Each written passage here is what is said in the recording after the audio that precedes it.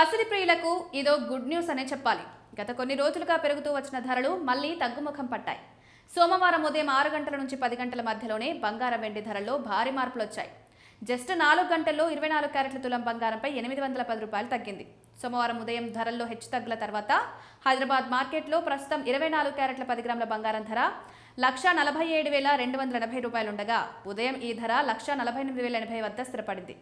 ఇక 22 క్యారెట్ల బంగారం విషయానికి వస్తే ఉదయం 6 గంటలకు 1,35,740గా ఉన్న తులం బంగారం ధర ప్రస్తుతం 1,35,000 వద్ద కొనసాగుతోంది.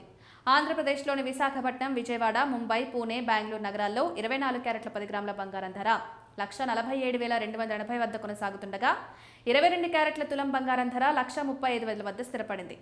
ఇక దేశ రాజధాని ఢిల్లీలో 24 క్యారెట్ల ధర 1,47,430గా ఉండగా ఉదయం ఈ ధర 1,48,800 వద్ద కొనసాగింది.